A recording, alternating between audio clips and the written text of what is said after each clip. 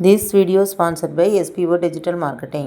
இதோட website link description பாக்ஸில் கொடுக்குறேன், நீங்கள் விசிட் பண்ணி ஜாயின் பண்ணிக்கோங்க. இப்போ இது சம்மந்தமாக சின்ன வீடியோ கிளிப்ஸ் பார்த்துட்டு நம்ம வீடியோக்குள்ளே போகலாம். ஸ்கிப் பண்ணாதீங்க. பெரிய தப்பு. தினம் 300 ரூபாய் சம்பாதிக்க அரிய வாய்ப்பு. இன்ஸ்டாகிராம், ஃபேஸ்புக் பயன்படுத்த தெரிந்தால் போதும் content post and content publishing மூலமா தினம் 300 ரூபாய் சம்பாதிக்கலாம். இந்த வேலை செய்ய 5 நிமிடம் போதும். Work training support, group communication support, all language customer live chat support, முக்கியமா சொந்தமா ஒரு பிசினஸ் ஸ்டார்ட் பண்ற அளவுக்கு உங்களால கற்றுக்கொள்ளவும் முடியும், சம்பாதிக்கவும் முடியும். இந்த வேலை வாய்ப்பு வழங்குவது 5 வருடத்திற்கு மேல ரன் ஆகிட்டு இருக்க நம்ம தமிழ்நாட்டு company school of business organisation private limited. மேலும் விவரங்களுக்கு டிஸ்கிரிப்ஷன்ல கொடுத்திருக்க நம்பருக்கு வாட்ஸ்அப் பண்ணுங்க. எங்கள் வீட்டில் இப்போ பார்த்தீங்கன்னா மழை நேரம் வந்த உடனேயே ரூமில் எல்லாம் இது மாதிரி அப்பப்போ மண் தள்ளிட்டு இருந்துச்சு. நான் கூட்டி விட்டுட்டு இருந்தேன். சரி, இன்றைக்கும் பார்த்தீங்கன்னாக்கா காலையில் கூட்டி விட்டுட்டு திருப்பி மண் தள்ளியிருக்கு. இப்போ ஈவினிங் பார்க்கும் என்னவா இருக்கும் அப்படின்னு பார்த்தா கரையாங்க. எப்படி கரையான் வந்ததுன்னு தெரியல. ஏற்கனவே நான் ஹாலில் டைல்ஸ் எடுத்துகிட்டு போட்டிருக்கேன், பார்த்தீங்கன்னா நான் சொல்லியிருந்தேன்ல. அது மாதிரி பார்த்திங்கன்னா இது டைல்ஸ் ரூமில் உடஞ்சிருக்கு. சில டைல்ஸ் பதுங்கின மாதிரி இருக்குது. அதனால் அந்த கேப் வழியாக கரையாறிடுச்சா என்னென்னு தெரியல. எனக்கு ரொம்ப கவலையாக போச்சு. இது என்ன ரூமில் இப்படி ஆயிடுச்சு அப்படின்ட்டு. அப்புறம் எல்லாத்தையுமே நல்லா வச்சு அழுத்தி சுத்தம் பண்ணி விட்டேன். க்ளீன் பண்ணி எடுத்துட்டு நல்லா சுத்தம் பண்ணிவிட்டு அந்த ஹோலெல்லாம் அடைச்சிடும். இதில் எவ்வளோ கரையான்னு இந்தாலேயும் வச்சுருக்கு பாருங்கள். 2 இடத்துல ரூமில் சுத்தர 4 இடத்துல வச்சுருக்குது மாதிரி. ரொம்ப கவலையாக போச்சு. இப்போ நான் நாளைக்கு எப்படியாவது வீடு ஃபுல்லாக அந்த ரூம் ஃபுல்லாகவே கிளியர் பண்ணி மறுபடியும் அடைக்கணுங்க.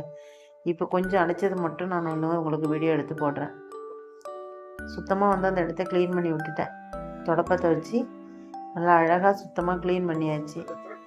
க்ளீன் பண்ணிவிட்டு அந்த கேப்பில் நான் ஆல்ரெடி நான் டைல்ஸில் தண்ணி படாமல் இருக்கிறதாண்டி டைல்ஸை வாட்டர் ப்ரூஃபு அந்த எப்படி சொல்கிறது பேஸ்ட்டு வாங்கி வச்சுருந்தேன்.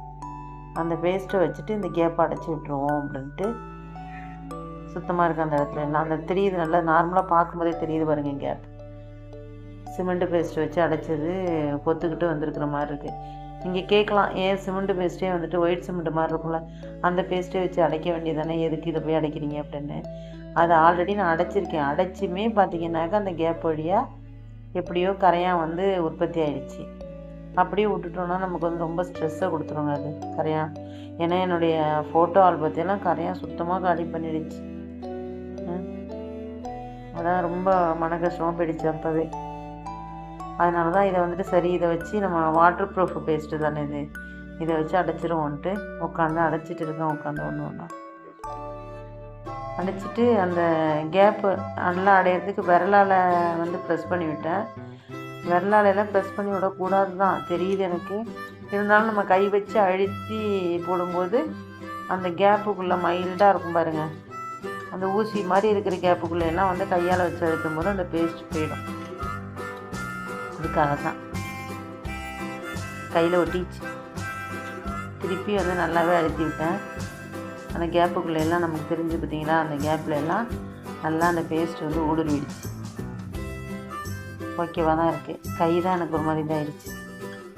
அதை கூட தொடச்சிக்கலாம், ஒன்றும் இஷ்யூ கிடையாது. சோப்பு போட்டால் கூட போயிடும், க்ளீன் பண்ணிக்கலாம். ஆனால் அந்த கேப் எனக்கு ரொம்ப கவலையாக இருக்குது பாருங்கள். கரையான் அப்படி வந்துடுச்சு, திருப்பி உற்பத்தி ஆகிடுச்சுன்னா என்ன பண்ணுறது. அது எத்தனையோ வீட்டில் பார்த்தீங்கன்னா நிலையெல்லாம் மரநிலை தானே எல்லாமே. அதில் கரையான் உற்பத்தி ஒருத்தங்க வீட்டில் நிலையே விழுந்துச்சாங்க. எனக்கு ரொம்ப அதை கேள்விப்பட்டதுலேயே கஷ்டமாக இருந்துச்சு. கையை சுத்தமாக தொடச்சிக்கிட்டேன். ஏன்னா இன்னமும் வச்சுருந்தோன்னு வச்சுக்கோங்க. ஏற்கனவே ஆதாரில் இப்போ தான் அப்டேட் பண்ணிட்டு வந்தேன். ரேஷன் கடையில் போய் ரேகையை வச்சா விழவே மாட்டேங்குது, அந்த லட்சணத்தில் இருக்குது. இப்போ பார்த்து மற்றதையும் அது மாதிரி அடைச்சி விட்ருவோம்.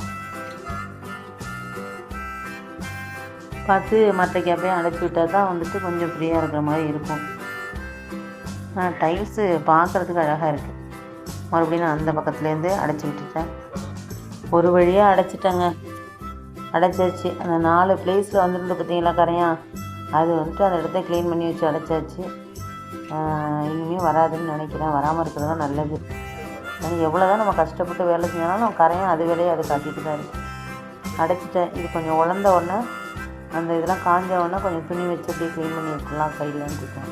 நான் இப்போவே வச்சு தொடச்சோன்னாக்கா அந்த ஹோலில் இருக்கெல்லாம் திருப்பி வெளில வந்துடும். அதனால் அதை க்ளீன் பண்ணி விடலான்னு பார்த்துட்ருக்கேன்.